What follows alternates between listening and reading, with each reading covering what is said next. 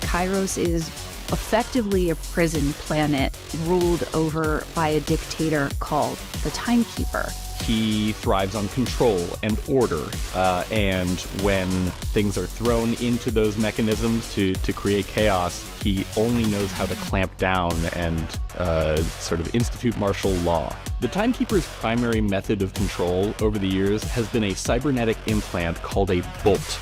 A bolt is installed on the base of someone's neck and can be used to monitor their activities and shut them down completely. The Timekeeper is able to use it to see through people's eyes and monitor what's happening on Kairos at all times. Enter our Vault Hunters.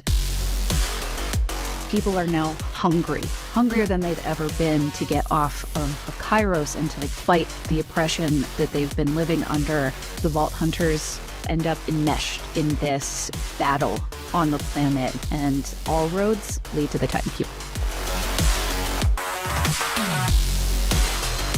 We call them the Outbounders because they, kind of like our Vault Hunters, crash landed on Kairos and have not been able to leave because the planet is on lockdown. They are desperate to go back home. They're ripe for revolution. The Outbounders are led by a guy named Rush, who is very much this coach-type character, and when the Vault Hunter shows up, helps them join the broader Crimson Resistance, that's when things really ramp up for the Outbounders. Each zone is ruled over by a commander. In the Fade Fields, we have Idolater Saul.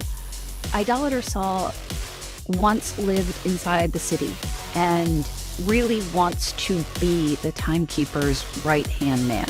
And when he is sent to the Fade Fields after Elpis arrives, he sees that as his opportunity to prove his worth to the Timekeeper.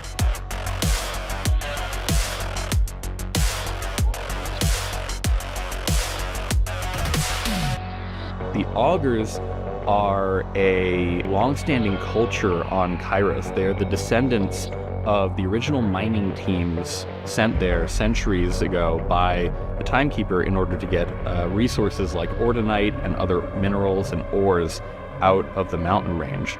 So in the mountains, we have the faction leader Calder, and he is part of the Augers. He wants to take the fight to the Timekeeper, and the other council members are scared and they live in fear. In Terminus Range, we have Vile Lictor is our commander. Vile Lictor is an Auger.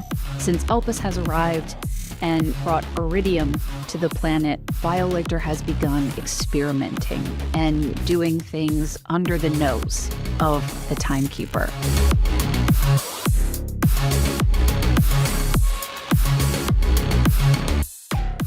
We have the Electi faction, and the leader is Levane, the gorgeous golden Levane. The Electi had previously lived in the city, an upper crust elite people that benefited from the Timekeeper. But when Elpis arrives, the Electi are left outside the city walls. And the city goes on lockdown, and they are not permitted back in the city. And so for the first time, they have to learn how the other side lives and how to survive outside the city walls. In Carcadia Burn, we have the Ripper Queen. When Elpis arrived, her perspective changed. She's realized that there's more to life than what she's been presented. And she rips her bolt as a means to be free of the Timekeeper's influence. When you rip your bolt out, there is a high potential for death, and if not death, insanity. And so her army is largely made up of raving, mad humans with decreased brain capacity. She was able to convince a great number of her own soldiers to rip out their own bolts, and when they're not convinced, she does it for them.